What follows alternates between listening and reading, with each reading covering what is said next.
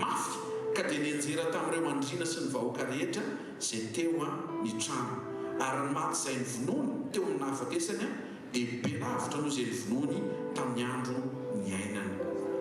Nandritra ny andro kely ny Samsona dia nampiasain'Andriamanitra tamin'ny hery io iresy izay rehetra tonga teo anatrehany Samsona dia resy na lioany zany na miaramily zany dia tena niaiky mihitsy ny Filistina ary tena natahotra ny Filistina ary tena resy ny Filistina araka ny programan'Andriamanitra. Ny olana kely tsy nahafetena tamin'ny lafiny fitondra-tena sy fijoroany Samsona dia vehivavy no nampiasain'ny Filistina nomeny zareo vola amandrika ny Samsona mba hatonga n'ilay hery avy amin'Andriamanitra teo amin'ny Samsona hiala ary hatonga n'Andriamanitra hiala amin'ny Samsona.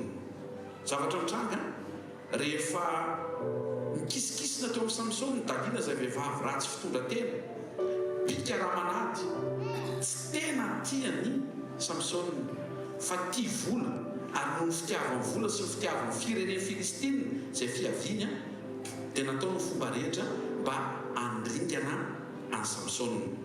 Namboraka Samsona nifiny tsy ambaratelo ny hery izay voarainy avy amin'Andriamanitra hoe zaho izy tsy mba nanapaboly hatramin'ny mbola kely ary avy amin'izay fanekeny izay mahatonga an'Andriamanitra mampiasa satria ao amin'ilay voly tsy nitapahana nitoeran'ilay hery tsy mety resy dia rehefa nitapahany dalila ny volony mikakasany mihitsy moa zany dia tonga dia miala ny hery avy amin'Andriamanitra miala Andriamanitra tonga dia niverina olona kely tsisy hery Samsona ary tonga dia resy indray ny zanak'Israely. Ozaraiko vetivety kely eto hoe fa manino tsika ny resaka ny fiainan'i Samsona fa manondro ny tantaran'i Jesosy ny tantaran'i Samsona dia hijerytsika hoe taiza ilay fahadisoana mba handraisantsika lesona tsy hanaovantsika fahadisoana ohatra izay mety niainan'i Samsona ary ny fahasambarantsika androany dia ny hoe eo ny fanamasina manampy ianao ianaranao ny zavatra rehetra ny lesona eo amin'ny fiainanao tamin'izay niainanao tany amin'ny lasa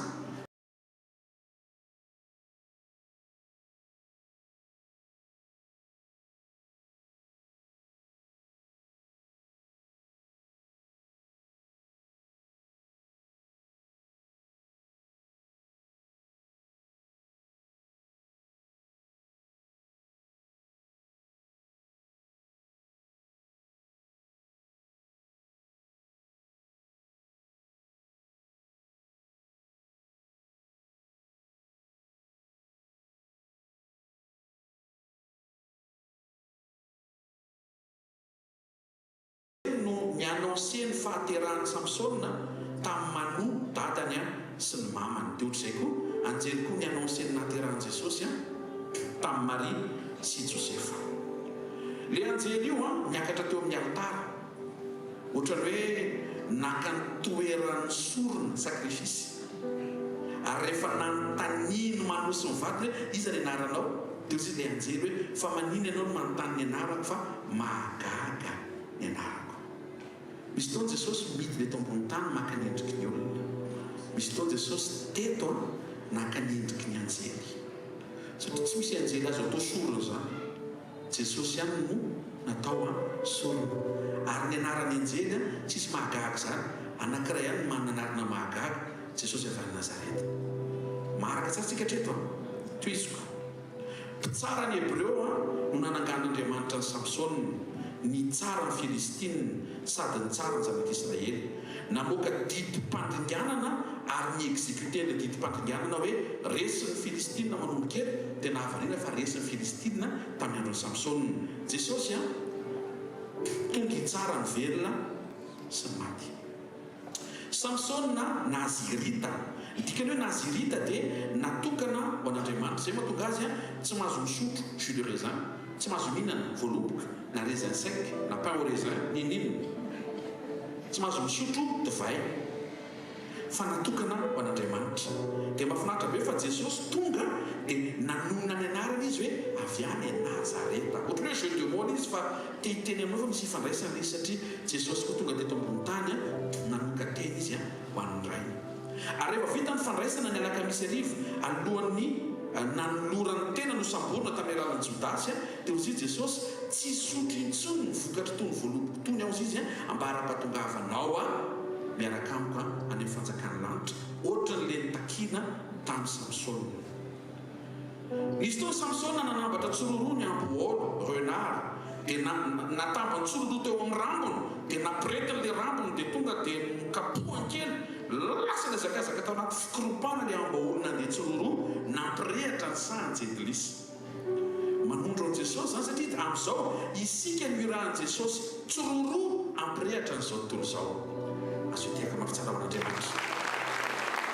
Samsona maty hamonjy ny zanak'Israely ary be lavitra ny matiny tamin'ny Filistina tamin'izy nanolotra ny ainy mihoatra moa tamin'izy velona. Tena aza aminao fa Jesosy tsy hoe maty hamonjy ny Jiosy fa Jesosy maty hamonjy amin'izao tontolo izao ary be lavitra ny vitan'i Jesosy tamin'izy maty no tamin'izy velona. Azo tiaka mafy tsara ho an'Andriamanitra. Samsona alohan'ny nahafatesany dia nitarihan'ilay zatovolahy kely tany amina destin izay tsy voatery ho tiany fa tsy maintsy natrehany. Ohatran'i Jesosy koa nanaiky ho tarihan'ny fanahy eo amin'ny lalan'ny famonjena. Namelatra ny tany anankiroa androdana ny andry anankiroa Samsona tamin'ny ankavana sy ny ankaviany izay rehefa tena jerevanao fa tsy micro sy ny fil lafa kely moa tamin'ity fa ohatr'izao. Ohatr'izay ny nataon'ny Samsona dia raha tadidinao ny paozin'i Jesosy teo miazo fijaliana tsy ohatr'izao. Fa ny fantsihana ny tanany. Iny fihetsiky Samsona iny naneo sy efa nampiomana hoe ho avy ny fotoana ny Mesia eo miazo fijaliana ho toy izao no paozy. Lasa nisy fiantraikany le fampiasan-kely rehefa nanaiky an'ilay toe-panahy hoe fanetreteny Samsona izy le belobe tsy manaiky ho tarihana rehefa jamba amin'ny masiny dia nanaiky ho tarihan'ilay zatovolahy kely tsisy ositra, tsisy herin'Andriamanitra, tsy voafidy, tsy nantsoa, tsisy titra. Dia izay fanetretena fiankinana amin'Andriamanitra izay lasa fanetretena fiankinana mambavaka na tonga ny fiafarany ho communion raha tonga ny fiarahany tamin'Andriamanitra hatramin'ny voalohany tsy misy communion. Inona ary le lesona? Lesona dia izao miaraka amin'Andriamanitra tsy hery ihany. Tsy hery ihany fa misy zavatra hafa. Andriamanitra nanome cadeau ny Samsona. Io cadeau io dia atao hoe fahagagana.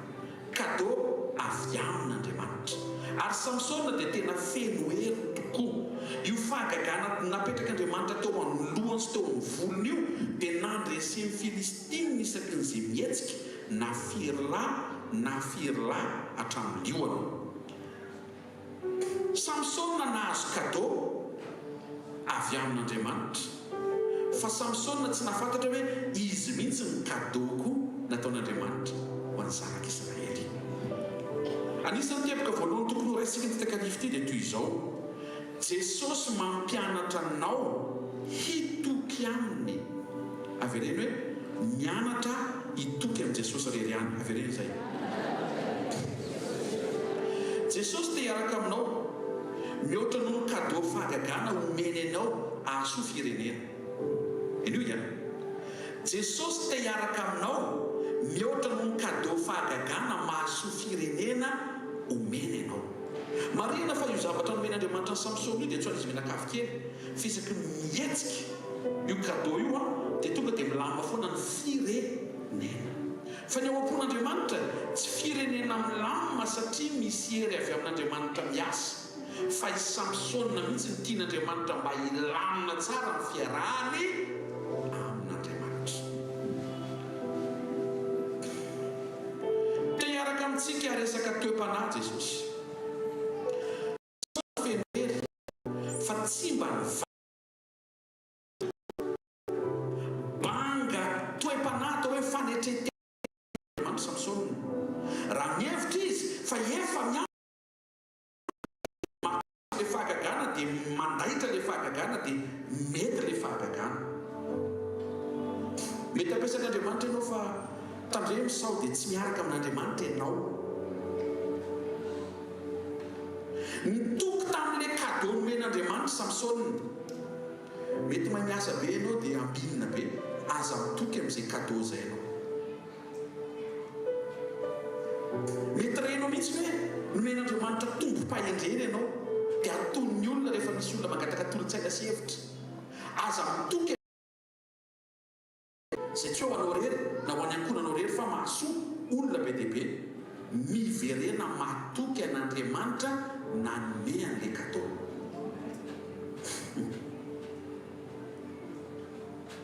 Nitoky tamin'ilay miracle nomen'Andriamanitra Samsona fa tsy nitoky tamin'Andriamanitra. Nefa Andriamanitra tsy ilay cadeau nomeny, hafa mihitsy Andriamanitra. Ino tsara? Andriamanitra hafa mihitsy dia cadeau nomeny hafa mihitsy, tsy tokony hafangarontsika zany ilay izy. Ny problema Samsona nafangarony ilay izy. Nieritreritra izy fa nahazo cadeau, mandaitra ilay cadeau dia eo zany Andriamanitra. Be dia be amin'ny olona ny mamaritra ny fisian'Andriamanitra eo amin'ny fiainany amin'ny alalan'ny fahombiazana hitany sy iainany. Tsy laza aminao nefa mety mirolona be ny fiainanao fa mety tsy eo Jesosy. Ny fiainan'ny Samsona mirolona be ny fiainana. Nizaniza hatrehany resina. Nizaniza na tanàna ray na firenena. Nefa nampalahelo Andriamanitra tsy teo satria Andriamanitra tsy nahazo aina satria ny zavatra banga teo amin'ny fiainan'ny Samsona. Romana 8:20 anaran'i Jesosy. Ary ny fahamarinan'Andriamanitra dia soloany lainga ka nanaja sy nanompo ny zavatra natao izy fa tsy ny mpanao izay isaorana mandrakizay.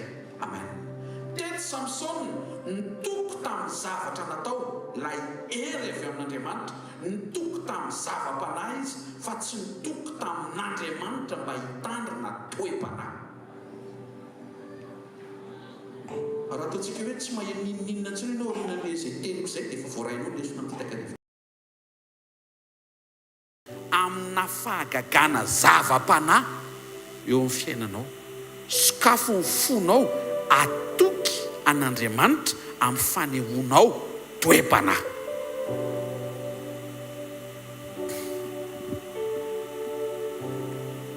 Jaona 4:10 dia izao voalazan'i Jesosy. Raha fantatrao ny fanomezan'Andriamanitra sy izay miteny aminao. Avahan'i Jesosy ny fanomezan'Andriamanitra sy Andriamanitra miteny. Le ray voalohany fanomezana raisinao dia isitrahanao tena avy amin'Andriamanitra, faly Andriamanitra rehefa misitraka an'ilay izy ianao fa tsy Andriamanitra iny fanomezana iny. Samy hafa le cadeau omeny mampety anao sy izy. Aza variana fotsiny eo amin'ilay cadeau omeny mampety fa ataovy misokatra lavidavitra koa ny ao anatinao hoe le miaraka amin'ny mihitsy ny tena mety amiko. Mba sy ho tiaka amin'ny tsara mantompo raha mazavinao izay dingana voalohany izay aloha. Le ray voalohany fanomezana raisina sy isitrahana. Le faharoa kosa Andriamanitra. Ary Andriamanitra miteny fa teo Andriamanitra mangina. Dikan'izay le fisian'Andriamanitra hitanao zany a tokony ho fisian'Andriamanitra ifampiresadresahanao. Tena akaikinao Andriamanitra miresadresaka ny Andriamanitra hoe Andriamanitra miandra ny resaka avy any aminao hoe tenena izy. Ny mirakla tsy miaro ny fijoroanao. Eto zany tsy problema anao izy mirakla ve alohan'ny mirava. Raha voarainao ny lesona dia tsy sosianao intsony zany. Na alohan'ny mirava na eo ampiravana na any an-dalam-piravana ny an-dalam-podiana izy mirakla. Fa zao tsy zay no hitahiry ny fijoroanao. Ny fiombonanao amin'i Jesosy no hitahiry ny fijoroanao na hitranga rehefa aveo ilay fahagagana na mety raha alina alohan'ny matory na mety rapitso vo amin'ny foa na rapitso any amin'ny sivy any bypass na mety rapitso atoandro rehefa le andeha hody tsy isika ny mamaritra hoe ataovy le izy zao ataovy mety tsara fotsiny communion dia izy mahafantatra hoe tia ny anjara fahagagana tandrify amin'ilay saison zao dia vitsoran'ilay izy. Mitsifotra indray ny henoko androany avy ato anankiray dia nisy anankiray ny kely anankiray zay tsy haiko na ny retour avy any alavitra ny tsy henoko angambany. Fa rehefa eo Andriamanitra ane ka eo ny atmosphère de miracle. Tsy hoe mila tenenina akory zany fa eo rehefa eo Andriamanitra dia eo ny momba azy ray manontolo fa raiso le révélation fa izy tsy mahazo aina raha vao tsy eo le toe-panahy fa raha ny amin'ny zava-panahy afaka asehon'Andriamanitra raha-potoana zany ireglena an'izay tokony reglena eo amin'ny fiainanao fa tokony reglenao aloha ny fifandraisanao amin'ny ara toe-panahy. Sy tiaka mafitsara mantompo ary. Ny mirakla tsy miaro ny fijoroanao, communion miazona sy mitahiry ny fijoroanao. Samsona nandresy Filistina, jeu de mots tsara fa efa mba nomaniko tsara dia mioma ianao miteka ao an-tompo. Raha vao tsy hiteka ianao dia tsy teneniko izy. Vony ianao hiteka ao an-tompo. Eny io tsara. Asaiza izy teo. Samsona nandresy Filistina fa tsy naresy ny filana sy ny tininy. Resaka vehivavy sy Dalila.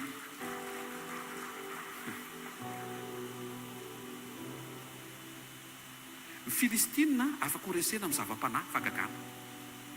Fa ny filana sy izay tianao nefa contraire amin'ny sitrapon'Andriamanitra tsy maintsy eo amin'ny toe-panahy no andresenao azy.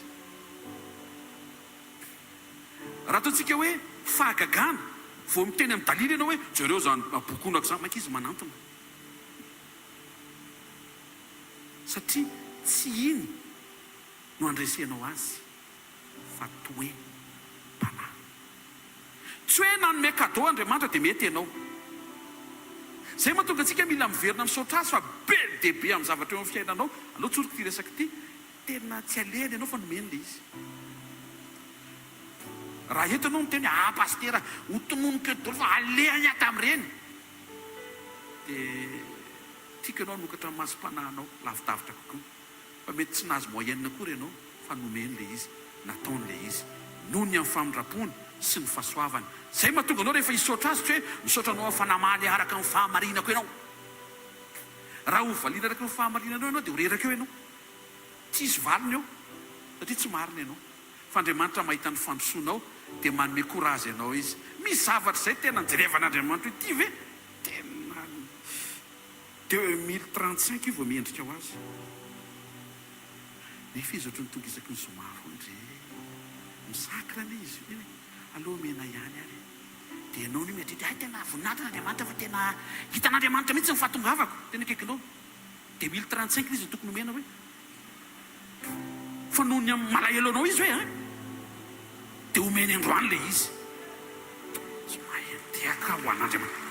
Zay mahatonga ny Jakoba ny teny hoe tsy mendrika akory eo izy ny azo na inona avy aminao amin'izay rehetra eto tanako androany. Mila manana izay fotoana izay manokana ianao miaraka amin'ny Tompo. Jereo anie ny lasanao dia tena jereo amin'ny maso tsy miangatra, amin'ny maso tsy mandainga, ary amin'ny maso mba tena honnête. Ianao ve mieritreritra fa io karamanao androany io dia tena hoe nahay miasa be ve ianao ho an'izay miasa tonga eto? Tena ikuizana be numéro 1 amin'ny ressources humaines ve? Ianao ary miepoka hatrandray manao croisade. Tsy miteny an'ilay mpampiasa io zany, tsy mety zany. Na miteny mihera ka nisy ny voiarana dia tsy mahazo e, tongava aminao araka izay henonao. Misy miheno vitsy le fandraisan-dahatra ny anatsika mila ajoro tsara eo amin'ny fahamarinana sy fahitsiana. Fa misy fotoana mampahita fity fotsiny tsotro izao Andriamanitra. Mila hitanao zay. Aza fatra-panome noty ny tenanao hoe za kosa mahita fa tena efa firifiry zay efa séansena fanamboarana toetra ohatry ny efa sava. Dia raha mijery an'Andriamanitra zao teny Andriamanitra. Sava-pa ve? Na dia ohatran'iny amin'izay ianao mandroso tsara foana ho aminy. Alleluia. Tsy hoe nanome cadeau Andriamanitra dia hoe miaraka aminao zany izy. Le cadeau ary nomeniko. Miaraka aminao izy rehefa mety tsara ny toetranao, mahazo aina izy. Mibaribary zao teto fa niaina cadeau Samsona zava-panahy nefa Andriamanitra tsy nahazo aina.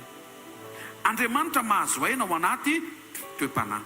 Lesona voalohany, mila mitoky amin'Andriamanitra tsika fa tsy mitoky amin'ny hery avy amin'Andriamanitra. Lesona faharoa, Jesosy mampianatra mba hiankina aminy isika, mba tsy ho diso fiankinana isika. Tiako fantatrao aloha fa ny zava-panahy rehetra dia activé. Io fahagagana teo amin'ny fiainan'ny Samsona io zany dia nisy toetra ihany tao. Arao amin'izay nisy toetra mety ihany tao nahafahan'ilay fahagagana nahazo aina be teo amin'ny fiainan'ny Samsona. Ary ny vokatry ny fanahana ny fruit de l'esprit ataoko an'izay ny anarana aloha fa teto mbola tsy fruit de l'esprit le satria ny fanamasina mbola tsy tao anatin'ny olona, mbola toetra tsara ananan'Andriamanitra iezan'ny olona ananana mba hampahazo aina n'Andriamanitra. Taloha ny olon'ny testamenta taloha niezaky ny amoaka toetra tsara. Avereno, ny olona taloha ny miezaka hoe, fa ny olom-baovao hoe tsy miezaka mamoaka toetra hoe avereno zay, fa taria amin'ny fanamasina dia mivoaka ho azy ilay toetra. Misy différence be reo raha sila tsy azo loha zay tena mangatà mitokana amin'i Jesosy, mangatà ny fanamasina, fa izy koa rehefa nitenen'i Jesosy hoe ny fanahy izy, ny fanahy amin'ny fahamarinana, izy no ampianatra anareo ny zavatra rehetra. Ozy izy mitsara toko fa 7:10 andihy 7:10 amin'ny anaran'i Jesosy, avy tao amin'ny mahery no ny voamamy. Ny toetra atao hoe malemy fanahy na mamy na mahafinaritra dia toetra mampahazo aina ny herin'Andriamanitra, ny hery avy amin'Andriamanitra hiasa. Zany hoe nalemy fanahy ihany zany Samsona fa tsy nanetry tena. Miaino tsara tsika, nalemy fanahy Samsona dia nahazo aina ilay herin'Andriamanitra, fa tsy nanetry tena Samsona dia tsy taman'Andriamanitra. Inona ary zany lesona be zany? Tia le lesona be. Io toetra ny Samsona io dia toetra tsara voarainy, tsy avy amin'ny communion, fa avy aiza? Amanazy irita azy, manaraka tsara amin'izay tsika. Amanazy irita azy dia misy zavatra tiany atao, te hihinana rezany saika, fa tsy azo ny atao. Hatramin'ny mbola kely zany dia nampianarany Samsona hoe zavatra tianao io fa tsy azonao kitihana, zavatra tsy tianao ty fa tsy maintsy ataonao. Zay no atao hoe malemy fanahy.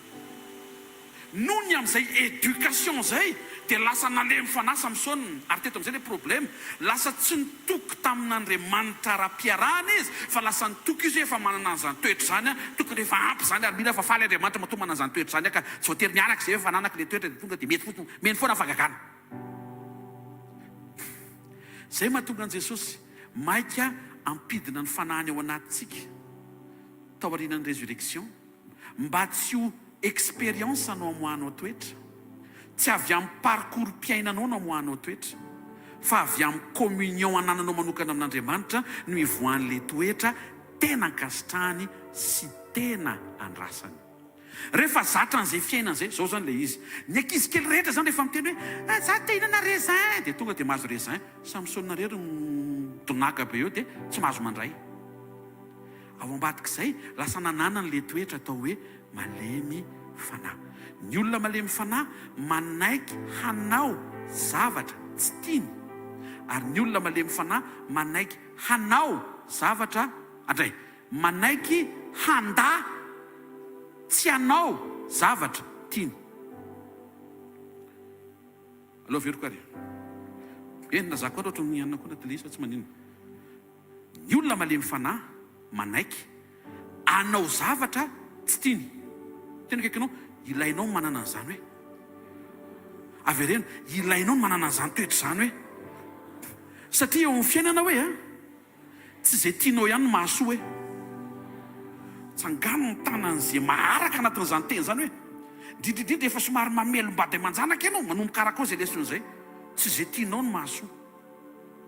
Rehefa manomboka miteraka ianao, misy volana tananao, taminareo roa kely mbola tsy niteraka, programa pizza, fa vao mikinainy izy azy iny koso, ianao amin'io zany le koso sa tsy miditra ny ambavanao no azonareo ve, satria misy zavatra tsy hoe tsy tianao le zaza andrasitra aloha dia misy mijerijery hoe tsy tiany akory ny zanany, tsy izay le izy, fa le any amin'ilay fandehany ty mihitsy ny lasa ohatrany hoe ianao zany mba falifaly hoe nahazo an'ity tsika neny kosy. Satria misy zavatra tsy voatery tianao nefa mahasoa, exercice na fahalemem-panahy zany. Dia misy zavatra indray tsy tianao nefa sain'Andriamanitra ataonao, mifamela heloka, mifonany efa marina reny exercice na famelan-keloka. Raha vao tsy manaiky an'izay ianao dia amin'ity semaine ambony ty misokatra ny session manaraka ary ny tompo apiditra anao ao anatin'izany programme zany, fa raha zay anao dia manaiky aingana, satria tsy maintsy andalo an'izay daholo na iza na iza. Pastera, za tsy te handalo an'izany. Ozy Jesosy mianara amiko fa za male mifanahy. Aza matahotra an'izany. Miaraha mifanahy masina hanampy ianao. Dia jereo amin'izay, tsy tao anatin'ny fiarahana amin'Andriamanitra ny nahazahoany Samsona ilay toetra. Maharaka tsara tsika. Ianao zany raha ataontsika hoe zoky anatina fratrie, mpaitapo be dehibe nareo, dia ianao zoky dia raha ny fitantarany zoky aloha zany fa za tsy zoky. Alleloia. Alleloia. Dia ny zoky ny tonga dia mandefitra ho azy. Meo anjandronao iny. Tonga dia iny toetra fandeferana iny zao tsy avy amin'ny communion, fa avy amin'ny fibetroan'ny mamanao anao amin'ny mahazoky anao. Dia jereo ane tena mandefitra ane le zoky, dia tena dia hitanao eny amin'ny fiainana mihitsy hoe fa misy eny meo any aniny, ohatrany hoe moa dia mandeha ho azy. Dia androany fantaro tsara iny toetra iny, fa tian'Andriamanitra ho avy amin'ny fiarahanao aminy no ianaranao mamoaka an'iny amin'izay, fa tsy le fahazaranao miaraka tamin'ny zandrinao. Tsy avy amin'ny fiarahanao amin'ny zandrinao tokony hivoahan'le toetra, fa avy amin'ny fiarahanao amin'Andriamanitra. Mandary tsy mikonty le izy. Ianao misy nefa mandefitra be tsy mikonty, tekaikanao mandefitra be tsy mikonty. Zay. Aza mbola mefa avy ireny tenena tsara, mandefitra be tsy mikonty hoe. Raha tianao le izy hitombona miaraha amin'Andriamanitra. Fa maninona no miteny an'izany? Ozy izy ny boky Petera. Fa zao no ankasitrahana raha misy mandefitra ny tsy marina noho ny fieritreretana ny zandriny. Zany ve? No fieritreretana mama fa lehibe izy mba sao dia miakatra tension eo. Noho ny fieritreretana ny amin'Andriamanitra. Manomboka izao zany ianao rehefa handefitra, raha mba handefitra ihany, irariana mba hanana an'izay fiainana izay, dia aza mandefitra noho ny aminao, aza mandefitra noho ny amin'ilay olona, aza mandefitra noho ny amin'ny taranakao, mandefera noho ny amin'Andriamanitra. Azo hiteka mafitsara ho an'i Jesosy. Lasa problema be ho an'i Samsona le izy, satria reny le toetra hoe tao aminy, dia reny le fahagagana hoe mety, fa tsy reny hoe Andriamanitra eo. Ny zava-dehibe tsy fahagagana fa Andriamanitra. Toetra tsara fahamaminana tao aminy, azo ny amin'ny maha-nazirita azy le izy fa tsy tamin'ny communion. Nazirita mantsy dia manoka tena, tsy mahazo manapa-bolo. Mijery ny ankizy zany misy manao le couple amin'izao reny, le ty le tsisy dia ny eto le misavovona. Dia mba te hanao an'izany koa Samsona, dia ozy ny mamany, ianao tsy mahazo manao an'izany ka ianao tsy azo tapahana ny volonao. Dia ozy izy Samsona, ohatra mba tiako atao curly le izy dia afaka mba hanapahana kely ve? Tsy mety ozy izy ny mamany. Tsy haiko raha zareo, tsy mora ny aina an'io lehilahy io e. Fa ny olana fotsiny, ny toky izy hoe efa niaritra ny tsy mora, dikan'izay efa tafiditra zany, nefa izy tsy niaraka tamin'Andriamanitra. Androany mety ho faran'izay efa hikoizana ianao amin'ny toetra tsara, fa raha tsy miaraka amin'Andriamanitra ianao dia zava-poana. Miverena dia avereny tsara ny fiainam-panahinao, fa aleo ary tsy misy toetra fa miaraka amin'Andriamanitra. Zay vao ny amandroso manana toetra avy amin'ny fiarahana amin'Andriamanitra. Toy izay ohatra ny départ efa tonga dia miaraka amin'ny toetra tsara, nefa renao zao misy ny Andriamanitra tsy eo. Miaraha amin'Andriamanitra. Miafy manao zavatra, miafy azafady. Miafy tsy manao zavatra tiany. Izy zao mety mba te hisotro jus de raisin, tsy mahazo. Dia amintsika raha aman-dreny dia mba meo kely re izazy io e. Nefa Andriamanitra manao programa. Ny tombony lasa nalemy fanahy Samsona, ny tsy ampy, ny toky izy fa zay parcours zay dia efa faly zay Andriamanitra, dia izy tsy niaraka tamin'Andriamanitra. Lasa niankina tamin'ny zavatra ny tandremany Samsona. Afaka indray lesina avy antsika amin'ity takarivo ity. Lasa niankina tamin'ny zavatra ny tandremany izy. Zay efa zao, zay efa tsy manao an'izany intsony zay. Lasa niankina tamin'izay izy, fa tsy niankina tamin'Andriamanitra. Zay efa tsy miteny ratsy intsony. Tsy maninona tsara be toy izy, fa sady miaraka amin'Andriamanitra. Tena kaikinao, sady miaraka amin'Andriamanitra.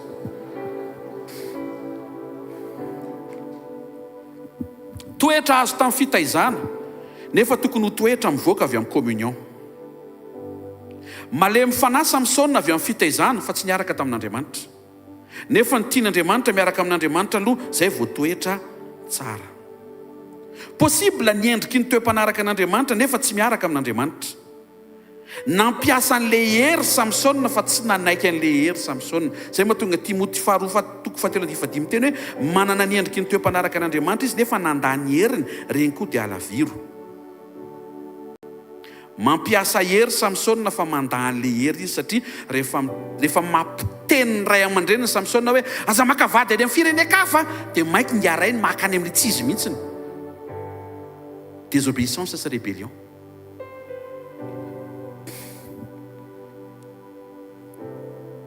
Samsona dia nampiasa an'le hery manova zavatra. Tena nafinaritra azy mihitsy io. Manova faharesena lasa fandresena, Filistina manindry tonga dia miasa le hery dia tonga dia Filistina manindry nay lasa voatsindry. Zany tia Samsona zany. Firy lany ao, 30 lahy. Dia manao an'izy 3 minitra. Zany hoe ny paty ary zany taraiky. No Solomona mihetsika mandringana Filistina, ohatrohatra zany le izy. Ty le tsy hitan'ny Samsona, io hery manova zavatra io, hery afaka manova olona koa. Tsy nanarika zomarivo Samsona tamin'izay fotoana izay. Tsy afaka izy tamin'izay. Tetsy forainy le lesona hoe io hery io afaka manova zavatra. Iny efa hitan'ny Samsona. Fa io hery io koa manova olona. Iny le tsy hitan'ny Samsona, sady tsy nekeny, tsy dia titiny fa ny azy ny tiny any amin'le bagara. Fa tsy any amin'le iova. Ataovy raha maharaka tsara ianao hatreto aloha. Mba misy lesona mba voaraina dia mba teny ray ary. Bagara. Jesus ingany mba tsy izay ta. Inona ny lesona reto bagara. Jesosy rehefa manome hery ianao, enoy amin'izay, dia sady hery anovana zavatra no sady hery anovana anao. Asio kely hoe isa roa telo. Samsona nijanona, nionona teo amin'le hery manova zavatra. Fa tsy mba mifampiresaka tamin'Andriamanitra tao amin'ny fiombonana, anokatra ny ao anaty fa io hery io koa afaka manova azy. Eto zao présent, Andriamanitra afaka manova zavatra. Fa indrindrindrindra Andriamanitra afaka manova anao. Tsy tiaka mafy tsara ny tonga.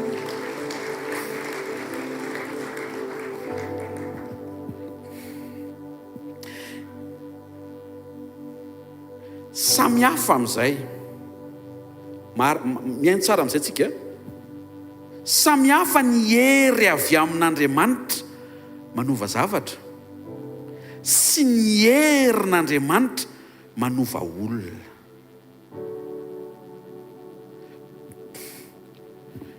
Me telefona ny zazafady azy. Misy telefona aminareo? Sisy telefona. Dia mangataka ny azy anie mba hoe tetaka kely zafady anie. Zafady indrindra. Saotra tao vetivety anie avy ese. Ty telefona tsara tare ty zao anasa tsy anahy. Fa hoana? Tsy anahy. Ty telefona ty dia telefona avy amiko. Raisin'se.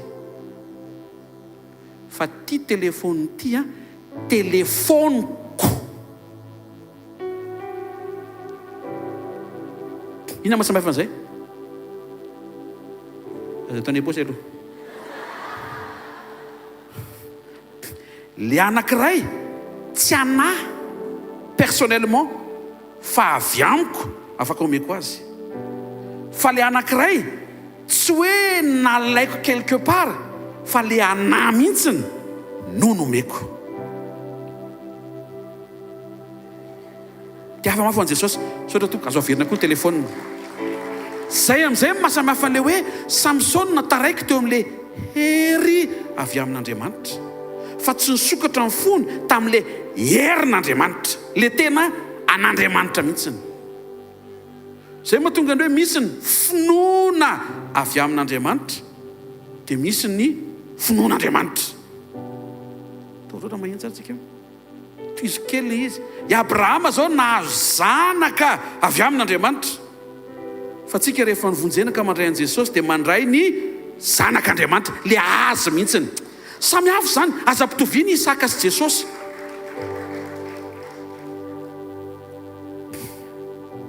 Le hery avy amin'Andriamanitra manova ny faharesen'ny zanak'Israely ho tonga fandreseny. Fa ny herin'Andriamanitra zay tsy nampiraika ny Samsona afaka nanova azy tia vehivavy ho lasa mafy tena.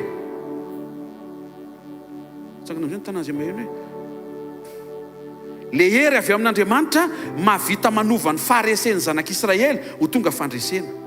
Fa le herin'Andriamanitra, le an'Andriamanitra mihitsiny afaka manova ny Samsona tia vehivavy ho lasa mafy tena. Important be zany satria zay najamba azy tany aparany ary zay nampifarana ny ministerany. Ny récupéren'Andriamanitra ilay izy satria Andriamanitra mahay miasa, miara-miasa mahasoa ny zavatra rehetra.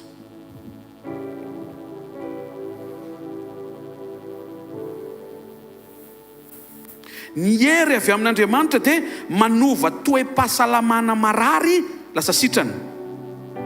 Ny herin'Andriamanitra kosa dia manova olona tsotra, mpanota mora manota, lasa zanak'Andriamanitra mora manao ny sitrapon'Andriamanitra. Luc 6:19 ity zao hery avy amin'Andriamanitra. Ary ny vahoaka rehetra dia nitady hanendren'i Jesosy satria nisy hery niala taminy ka nasitrana azy rehetra. Tena kaikinao ny hery avy amin'Andriamanitra manasitrana hoe Jaona 1:12 zay rehetra nandray azy dia nome ny hery ho tonga zanak'Andriamanitra dia zay mininy anarany. Ny herin'Andriamanitra indray manova olona tsotra mora manota ho lasa zanak'Andriamanitra tsy mora manota. Azo tiaka mafy tsara ho an'Andriamanitra moa e. Toiziko, ny hery avy amin'Andriamanitra dia miprovoke vavolombelona na miracle fa velona Jesosy. Asa toko fahenina andiny favalo. Ary Stefana feno fahasoavana sy hery dia nanao fahagagana sy famantarana lehibe teo amin'ny vahoaka.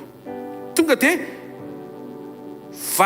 misy vavolombelona mitrangy eo rehefa mihetsika ny hery avy amin'Andriamanitra. Fa ny herin'Andriamanitra rehefa mitsofoka ao anatinao dia enao no atsangan'Andriamanitra ho tonga vavolombelony.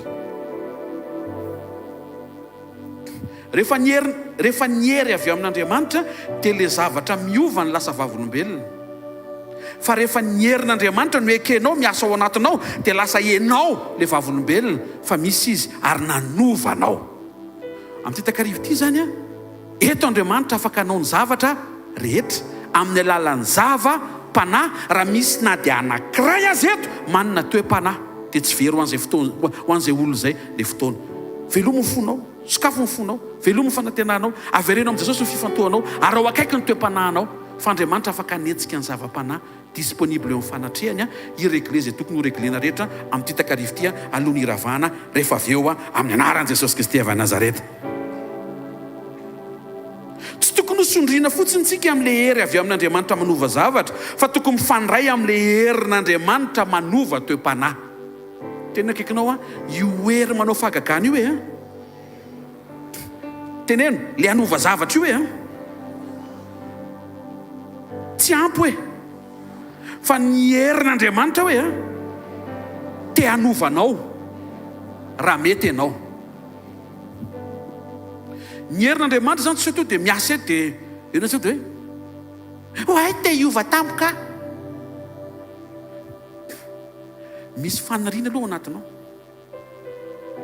misy etaeta renao mihitsy hoe mety miady amin'ny tenanao ianao, fa ny any anatinao any le fikasana tsara. Alleluia.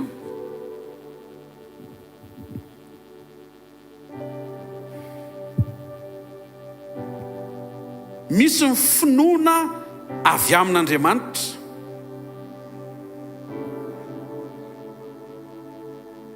Luc 18:27 minaran'i Jesosy, zay zavatra tsy hain'ny olona dia hain'Andriamanitra. Amin'ity takarivo ity zao notenenin Jesosy amintsika. Ny hery avy amin'Andriamanitra amin'ny alalan'ny hery avy amin'Andriamanitra dia possible ny impossible. Mba ataovy mendrika ny fahalehibiazan'Andriamanitra ny tehaka ataontsika eo fiderahantsika azy fa tsy misy hery lehibe mihoatra noho ny hery tsy voalaza fa an'Andriamanitra.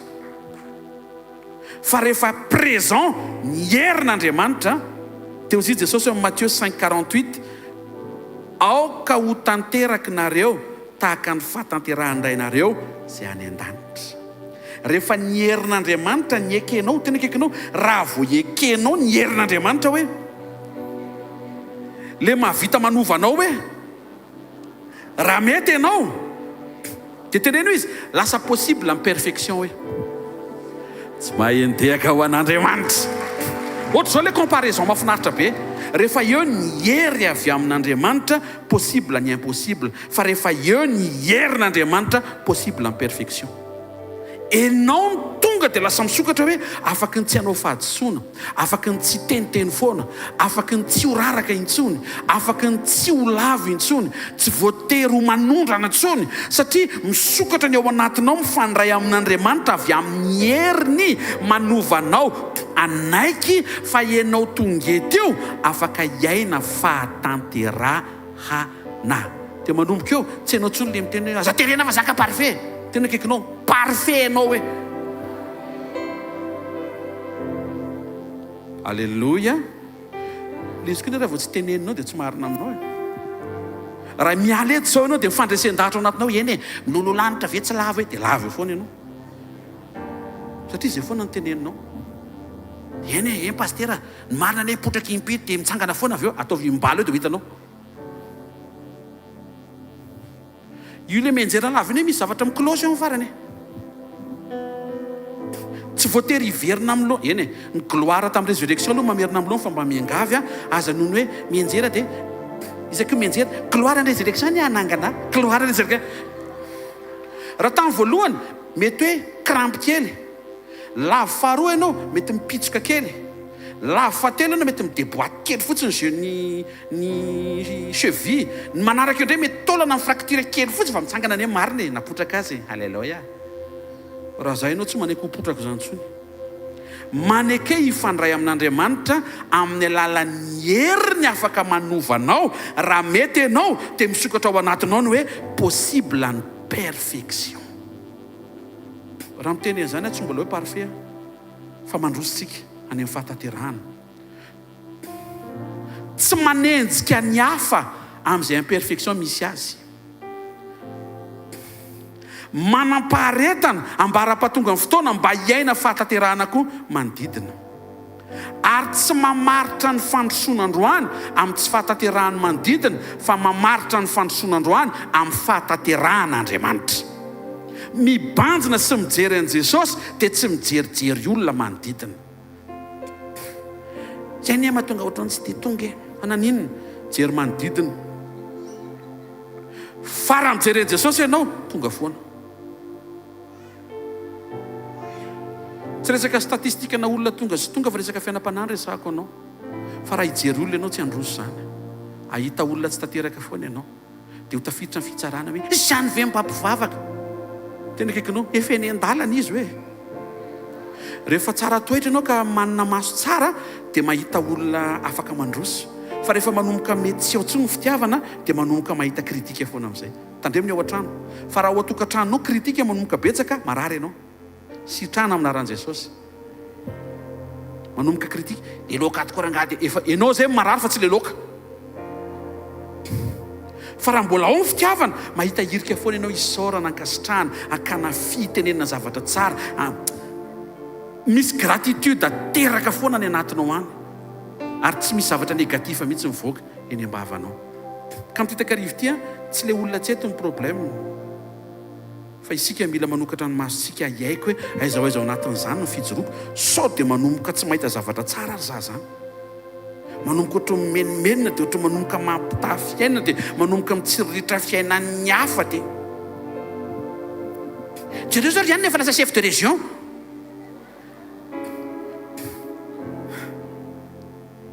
Azo atao an'izany ny vadinao, encourageo izy. Raha tianao ny tokantranonao ary mino fa tianao koa nefa ny tokantranonao. Tsy normal akory tonga eto anao dia tsy tianao koa ny tokantranonao. Rehefa miasa ny hery avy amin'Andriamanitra manova zavatra dia possible ny impossible. Fa rehefa ekenao ny herin'Andriamanitra miasa ao anatinao hanovanao dia lasa possible ny perfection anao anahafanao an'Andriamanitra. Ny fahendrena avy amin'Andriamanitra zao rehefa nampiasain'i Josefa, Solomona dia namahana krizy mosary ilaina le avy amin'Andriamanitra fa tsy ampy raha le avy amin'Andriamanitra fotsiny no alainao fa tsy le tena azy. Satria ny fahendren'Andriamanitra tsy mamaha krizy économique fa mamaha krizy relationnel le ho aminao sy Andriamanitra. Ny atongavantsika eto ny tsy hanamboatra ny hoe trano fitoeram-bary foana zany foana ny aratiny hoe tsisy trondro. Nefa Andriamanitra eto te hanaitranao ny amin'ny fahendreny mba hamahanao ny krizy ny fifandraisanao aminy fa tsy ny fifandraisanao amin'ny ara-bolanao.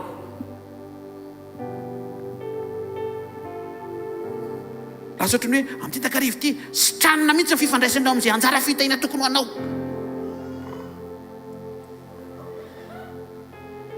Fifandraisanao amin'Andriamanitra zao mila reglena fa tsy fifandraisanao amin'izay ara-bolanao, anjara voatendry, ny hoavinao mamiratra, ny fipoahana tsoatsy. Avelao any zany aloha fa ny fifandraisanao amin'Andriamanitra aloha regleo aloha. Satria le fahendrena avy amin'Andriamanitra tsy miregle ny relation anao sy ny tompo fa ny fahendreny. Zay mahatonga ny epistily miteny hoe Jesosy Kristy herin'Andriamanitra sy fahendren'Andriamanitra. Sy vavaka mba ho tsara fifandraisana ianao sy ny clientanao. Mba hitafity pastera, mba hito ambavaka, mba hitafity amin'ny fournisseur, mba hitafity amin'ny tena partenaire financier, ny collaborateur sy ny tena.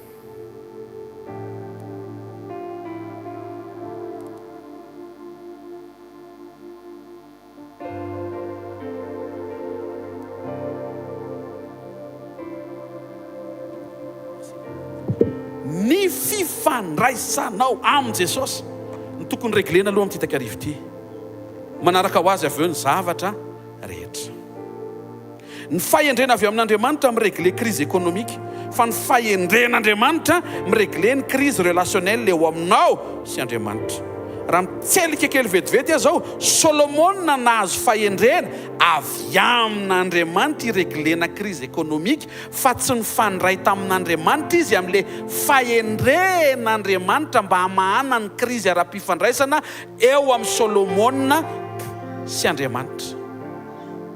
Possible mety mivavaka sa Solomona, Andriamanitra meo fahendrena indray ahafahako mitaizana izy arivo mirahavavy. I Berna 12 sy José 7 tamin'izany eny nisy an'ireny le nom de compte amin'izao reny, le hoe Julie 23. Solomona nanao an'ireny voalohany. Alléluia. Ernestine 106 teny vavaka nataon'ny Solomona tamin'izany. Aloha teny vavaka mety nataon'ny Solomona Andriamanitra ampio amanty krizy mpifandraisana eo amiko sy reto vady be dehibe zay nomenao reto. Andriamanitra hoe aza mifanendrikendrika kosa fa za tsy nanome an'ireo ianao no tenareo amin'izay raha vao tsy ampy fifampiresana amin'Andriamanitra ianao dia lasa ataonao fa avy amin'Andriamanitra daholo ty problème be dehibe zay avy aminao ihany. Fadala amin'ny foany olona ny mahadiso ny lalaka lehany avy eo amin'i Jehovah Jesosy tafony. Tadiavany amin'ny boky ny bolana zany teny zany. Ny olona ny diso dia Andriamanitra ny tezerany. Andriamanitra, rehefa nalatsaky tanatin'ny sofeny rano le iPhone 20. Mbola tsy hitanao zany. Variana be fa simba le izy, fa maninona ny navelanao simba ny telefôny natsipy tanaty rano. Be dia be amin'ny olona manao an'izany eo amin'ny fiainana. Raha zay ianao tsy atsipy anaty rano ny telefôny. Eny fa na dia le tenen'ny olona reo waterproof. Raha zay ianao, tsy haiko aloha, fa raha zay ianao mamakafaka tsara aloha.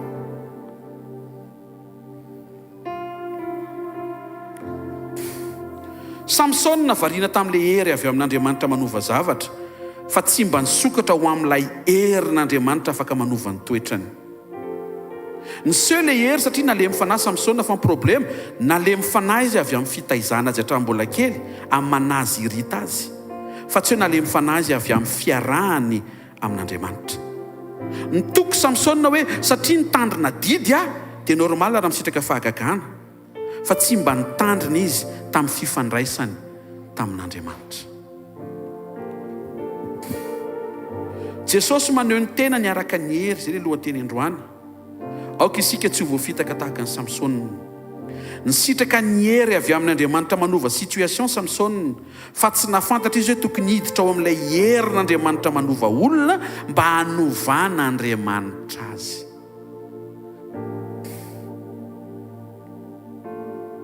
Problema koa somary tia vehivavy janga kosa i Samsona. Dia Andriamanitra tsy afaka to dia manafaka fotsiny amin'izany efa ilay izy tianao. Any le problème. Ka namiteny Andriamanitra hoe Samsona jangana io e. Eny ao fa zany hanova azy. Enao ary ty tsy miova akory ka hanova ny olona izy. Andriamanitra moa tsy ohatr' izany rehefa saotra n'Andriamanitra, Andriamanitra tsy mitovy amiko. Fa za mangataka amin'ny tompo mba hitovy aminy.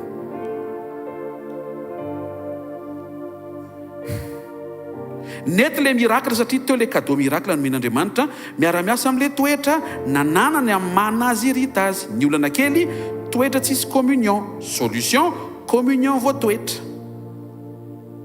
Jesosy tena mpanova zavatra araka ny hery avy aminy miasa eo aminao, fa Jesosy koa mpanova toetra n'olona araka ny herin'Andriamanitra miasa ao anatinao. Teo ny herin'Andriamanitra afaka manampy ny Samsona hiova toetra ary hiova toe-panahy. Teo fa tsy nisokatra ao amin'ilay izy Samsona. Ny herin'Andriamanitra manova olona zany tsy hoe tonga dia hoe tena tonga dia reky mihitsy hoe mematotra zany. Mivavaka ianao vao misy zavatra miova, mifandray amin'Andriamanitra dia mifanerasera aminy dia misy zavatra miova tsikelikely. Any ianao vao tanteraka ilay fiovana. Mba tsy hoe ty takarivo ty dia efa miatran-tanina ho amin'ny fiovantoetra. Manatonga zay bekizitina rehetra fa miala amin'ny fakizitiananao. Tonga dia afindra ilay toetra tsara dia lasanao any toetra tsara dia za mody tsisy ininona intsony. Tena akaikinao tsy azo afindra zany hoe fa azo avoaka. Tsy afindra avy amin'olona makao aminao fa avoaka avy ao aminao ho aseho ety ivelany satria efa ao ilay izy. Tokony nanana fifehezan-tena fa hononam-po mba tsy voafandriky ny fakapanahy ary tokony ny aina fanetretena mba hiankina mambavaka amin'Andriamanitra foana na dia mamaly foana aza ny fahagagana. Misy olona zany miaina fiainam-pahagagana fa tsy miankina amin'Andriamanitra. Enao zany amin'ny takarivo ty te hisetrasetra Andriamanitra amin'ny hery fa tiany ho azo antoka fa tsy averenao le fisehoana ho ataon'Andriamanitra satria ho sarobidy aminao le heriny afaka manovanao raha mangetaheta an'le fiovana ianao. Misokatra ny ao anatinao amin'izay le avy amin'Andriamanitra possible ny impossible, fa le an'Andriamanitra mihitsy possible ny perfection ako. Dia vao maraina ianao dia reny le teny vakina le nitenen'i Jesosy reny hoe aokanareo ho tanteraka taka-fataterahana reny zany endany reny ny averimberina. Za zany zao mizotra ho amin'ny fataterahana zany ny fiainako. Miaina le maha olona mitombo le toetra n'Andriamanitra atao anatiko sy iainako. Moa le izy koa tena tiako. Dia Andriamanitra mahita hoe tena zay. Fa raha tao amin'ny Samsona ny hoe tompo afao fa tena ohatrany hoe tsy te hiaraka amin'ireny vehivavy ireny fa misy filana tsy tanako ohatra zany. Fa le any anaty misy finiavana tsara dia miasa Andriamanitra. Fa raha le finiavana mihitsy tsy ho Andriamanitra raha tsy tiana hoany dia sakano aho. Sakano aho e. Sady mandeha any zany izy io sakano aho mba tsy hoany e. Sakano aho e. Tenena akaikinao enao no manaka tena hoe sakano ny tenanao hoe matahora an'Andriamanitra hoe izy le amaly anao hoe mijery anao androany hoe ajao izy fa masina hoe tandremo ny fitondran-tenanao hoe asio tehaka mafitsara ho an'Andriamanitra. manasanao hitsangana dia anao vavaka tsika ho eto anatrehan Andriamanitra ny fonao ho eto anatrehan Jesosy mba tsy ho voafandrika ohatry ny Samsona ianao ny sitraka fotsiny izy le hery avy amin'Andriamanitra manova zavatra fa tsy narisika izy hifandray amin'le herin'Andriamanitra manova olona ataovy renao ny any anatinao any hoe tompo za mihitsy ny te hiova sandrato ny tananao dia manaova vavaka misaotra ray aminaran'i Jesosy ny amin'ny asarbidiny fotoana androany anambarahanao ny teninao anambarahanao ny sitraponao isehonao aminay amin'ny fahafenon'ny fitiavana mba tsy ho voafandrika izay tahaka ny nampalahelo anao teo amin'ny fiainan'ny Samsona fa Samsona ny sitraka ny hery avy aminao ny aina ny finoana avy aminao mety hoe nanana ny fahendrena avy aminao koa izy fa tsy nanana ny herinao manova olona tsy nanana ny finoanao atonga azy afaka isaina fa afaka hiova izy androany ataovy mizavatra teraka vaovao ny anatin'ny fony tsirairay avy tsy ho variana fotsiny amin'izay avy aminao zay fa le anao mihitsiny tsy ny finoana avy aminao fotsiny fa ny finoanao mihitsy aty anatinay tsy ny fahendrena avy aminao fotsiny izay hamahana krizy ekonomika fa lay fahendrenao hamahana ny krizy ara-pifandraisana eo amiko senao tompo sotra ny amin'ny titakarivo ity averina aminao ny dera sy ny lazara ny voninahitra mandrakizay fa marina sy mahatoky ianao sotra betsaka ny amin'ny famondraponao misokatra ao anay ahafahany miverina aminao indray verina vaovao ary manomboka vaovao sotra raha eo amin'ny anaran'i Jesosy Kristy tompo maina sy teka mamitsara hoan'i Jesosy mazotoerana vetivety dia anao fanambarana ny pasteur dia miakatra ny lioan'ny Jota dia hivavaka anao vetivety dia anao fidiarana anankiray antsika dia mirava tany Jesosy. Alléluia. Miaravantsika amin'ny anaran'i Jesosy.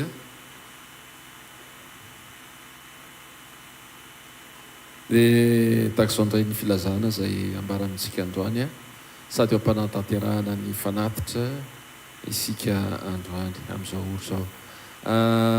Rapito zany araky ny ambara teo eny amin'ny bypass ny fotoanantsika eny amin'ny centre bypass centre SVKL dia manomboka amin'ny 7 ora sasany fotoam-pandraisana dia ndaotsika tsy hoe entin'ny fahazarana fa tena hiomana ara-panahy mihitsy ny amin'izany hoe iray latabatra miaraka amin'Andriamanitra ndaotsika hiomana araka ny tokony ho izy zany hoe vao mivoaka eto ianao zany mazava ho azy hinan-kaniny ianao rehefa avy eo dia hivavaka matory dia raha mbola mety dia mivavaka ho an'ny fiomanana ho an'ny rapitso satria fotoana sarobidy ho antsika zany fotoana raha ampitso zany dia ny ankoatran'izay ny amin'ny sekoly izay arahantsika eto amin'ny asa fanompoana dia ny latsinainy talata larobia misy fotoana etsy amin'ny super U Analakely 2e étage dia latsinainy manokana sekolim-pamahana olana ny talata sekolim-panasitranana ary ny alarobia dia sekoly fanambinan'ny toetra dia ireo fotoana ireo manomboka amin'ny fitoraka hatramin'ny 7 ora sasany ambara mandrakariva satria misy ny miasa dia misy ny mety hoe manana fotoana ary arotina fotoana fohy raha mety taraiky kely ianao vao tonga na mety tsy maintsy mandeha aloha ianao ataovy azo antoka fa mandray avy amin'Andriamanitra ianao. Amen. Amen sa tsy amen zany mandray avy amin'Andriamanitra ianao. Dia ny lakamisy misy ny fivadikaniny etsy amin'ny Shalom Matanimena ny zoma tahaka ny androany amin'ny 4 ora. Misy ny la retraite verina indray ho an'izay mbola tsy nare misy ny la retraite izay manomboka amin'ity taona ity aloha zany nasain'ny tompo tanterahana ilay izy ny weekend Pentecôte ilay izy 23, 24, 25 mai ho avy zao. Misy ny fisoratana anarana en ligne misy ihany koa afaka manantona zay mpanompon'Andriamanitra hitanao anao pasteur ny amin'ny fandaminana rehetrarehetra eny ilafy eny ilay izy fa tsy lavitra tsy anyvangain-drano ilay izy zany fa etsy ilafy dikan'izany na nyvangan-drano ary tsika indraindray tonga dia mandeha daholo mihitsy satria tena important be le fiombonana sy anaovana an'izay la retraite zay ara-panahy dia amin'io fotoana io zany 23, 24, 25 mai ny fotoanantsika dia samy miomana misy moa zany misy karazana fomba fatoriana chambre sy dortoir sy ny karazany fa ny chambre zany zao efa tena feno fa mbola misy azo atoriana akory fa tsy hoe tsisy tsony fa mbola razanao misoratra anaranaingana satria ny fiainam-panahinao ny jeren'Andriamanitra. Amen. dia tahak'izay ny fotoanantsika ny FM 90.8 mandeha foana ny HVKL events ny Facebook ny YouTube HVKL émission sy ireo fandaharana eny amin'ny Ainao Manjery Cool TV Amitié TV sy ny karazany dia misaotra ny tompontsika mbola misy ny fotoana ahafahana mandefa nireny Ainao Manjery reny satria mila averimberina foana ihany koa ny teny sy misy olona tsy afaka manatrika an'izao fotoana izao dia mba manararoatra nireny fotoana ireny. Raha mety ianao dia andaontsika hitsangana hisaotra ny tompo anolotra ny fanatitra favolokarena sakrifisy ho an'Andriamanitra dia injiro aty anoloana ny tananao ary. Ray amin'ny anaran'i Jesosy misaotra anao zay. Makasitraka tompony amin'ny teny fiainana izay menao anay. Misaotra Andriamanitra ny amin'ny zavatra rehetra izay omaninao anay tsirairay avy Andriamanitra. Misy takatry ny sainay, misy tsy takatry ny sainay. Manaiky fotsiny izay, mankatoy fotsiny izay satria fantatray fa ny zavatra no maninao tsara avokoa. Androany manokana dia mijoro eto izay Andriamanitra amin'ny fahafahanay manantanteraka ny fahafolon-karena, ny sakrifisy, ny fanatitra. Raiso hoanitra kasitrahana ny voninahitry ny anaranao zany Andriamanitra ary tsaroviny tsirairay avy, taio ny tsirairay avy, tsisy diso anjara, taio ny tsirairay avy ny amin'izay efa tany am-pony dia ho an'izay tsy afaka nanantanteraka koa ianao Andriamanitra mahalala. Ianao mahafantatra, ianao hiditra tsehatra eo amin'ny fiainany manokana. Dia amin'ny anaranao Jesosy Kristy no anaovana izany vavaka izany. Alleluia, amen. Tehaka mafitsika voninahitr'Andriamanitra. Taontsika hivavaka ary hoe taona ohatren'Andriamanitra ny anatinao any. Mino fa namangy Jesosy. Izany na eny hoe manamangy azy ny tompo tao amin'ilay teny be dia be andro any arivo. Nanazavan'Andriamanitra hoe taiza le izy zany, taiza zany le izy. Le tao anaty. Ao le tety ivelany zany tena mipopoka sy ny setrasetra be resaka fahagagana, fandresena, fampanekena ny firenekafo. Tena nandaitra. Izay misy le teny hoe nandaitra. Fa le ara-pifandraisana tamin'Andriamanitra tena zéro. Dia nefa manomana ny mandrakizay tsika. Ny mandrakizay tsy miracle fa ny mandrakizay communion. Hoe tao anatreny Jesosy mifonao ary hivavaka, hifampivavaka tsika satria amarana semaine ianao dia hanomboka semaine vaovao. Mangatany Jesosy mba tsy hanao an'ilay fahadisoana tamin'ilay semaine tamin'ity ianao fa mba tena hoe renao mihitsy hoe tsy nety iny dia tsy mamerina nintsy. Ty tokony nataoko tsy nataoko mba ho ataoko amin'izay. Sanatony tananao dia mangatany. Resao Jesosy fa le hainao sy Jesosy ty vavaka ty.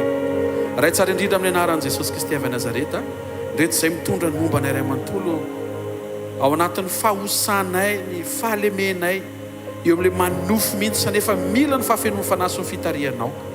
Ireo karazana fahadisoana rehetra tamin'ity herinandro ity izay tokony mampatonga sainanay, anamboaranay ny fifandraisanay aminao, ananganana vaovao indray ny vokatry ny fanahy sy ny toe-panahy izay ankasitrahanao mba hapety ny fiarahanay aminao, ampahazoaina anao miaraka aminay. Vangio ny zanakao tsirairay avy. Mety eo ny zava-manahirana trehana isa-tokantrano any amin'ny asa aman-draharaha, mety resaka fianarana. Mino izay efa miasa ianao satria le herinao manovanay dia afaka miara-miasa amin'izay mety hoery avy aminao anova zavatra. Ampianaro izay tsy ho taraiky fotsiny eo amin'ilay zavatra tia novainy fa hanokatra ny fonay eo amin'ilay toetra mila miova. Tsaroa izay tonga eto amin'ity takarivo ity. Mivavaka Jesosy, mifampivavaka izay. Sitrano tompon'ny fiainany tsirairay avy. Eo amin'ilay ady, eo amin'ilay mahalavo, eo amin'ilay ady amin'ny tena, eo amin'ilay ohatran'ny korotana tsy mety tapitra, ohatran'ny hoe tsy mety tafavoaka izany amin'ity takarivo ity tompo. Noho ny amin'ny famindraponao dia mba aseho eny tananao. Izay rehetra tonga eto tamin'ity takarivo ity nananja ny fanatrehanao. Ataovy mandre sy mahatsapy izy fa tsy hoe verimaina fotsiny nandre tenim-panitsiana fa vononetiko ny tenim-pananganana sy ny tenim-panovana ny zavatra rehetra. Avaovao tanao dia misaoran'Andriamanitra ny amin'ny vavaka efa nataonao. Mahatoky Andriamanitra ny aino sy mamaly vavaka anao. Misaoran'Andriamanitra ny amin'ny fitondrany na tsy takatry ny sainao.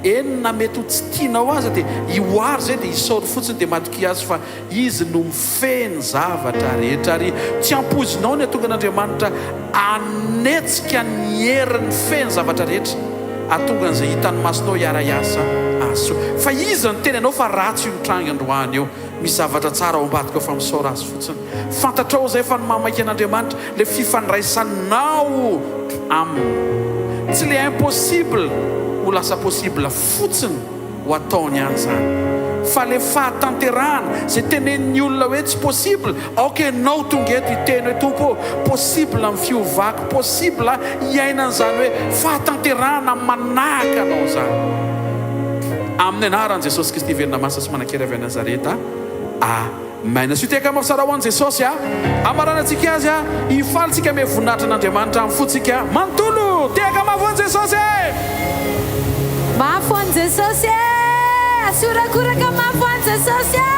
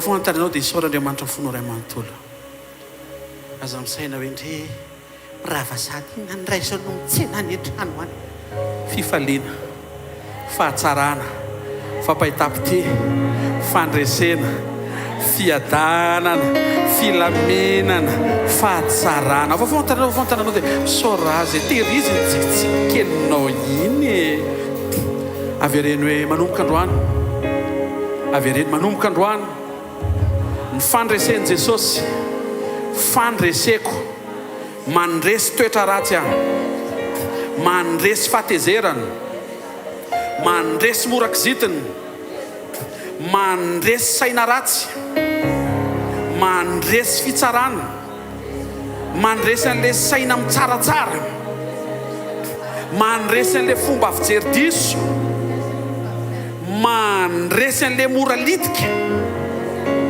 mandresy an'le mora laky mandresy ny zavatra ratsy avereny mandresy fankalana mandresy fahasorenana amin'ny anaran'i Jesosy amin'ny anaran'i Jesosy zay rehetra falako izy ika mavo halleluja raha tsotsotrano zay tononona amin'ny anaran'i Jesosy tanteraka eo amin'ny fiainanao indray mandeha indronina andrenesako fa n'Andriamanitra ny hery avy amin'Andriamanitra dia hiasa eo aminao mandehana fa hiova ny zavatra rehetra ho marina aminao ny tenin'i Jesosy hoe zanako izay tsy hain'ny olona hain'Andriamanitra tao fa mihoatra noho izany mahita amin'ny anaran'i Jesosy fa misokatra ny fonao ho amin'ny herin'Andriamanitra miasa ao anatinao ho tanteraka ny fiovanao ho tanteraka ny fiankinanao amin'Andriamanitra ho tanteraka ny fahatanterahanao amin'ny anaran'i Jesosy mandehana fa hamarana ny herinandro tianao miaraka amin'Andriamanitra ary hanomboka ny herinandro vaovao miaraka amin'Andriamanitra tsy misy afa-tsy voninahitra fandresena fahatsarana vavolombelona ao anatin'ny fiarahanao amin'Andriamanitra amin'ny anaran'i Jesosy amen zareo no fahasoavana fa ny fahasoavan'Andriamanitra ny matoy izao ary ny fahasoavan'Andriamanitra ny matoy izao anareo amen dia amen tiaka mafisika moa Jesosy halleluja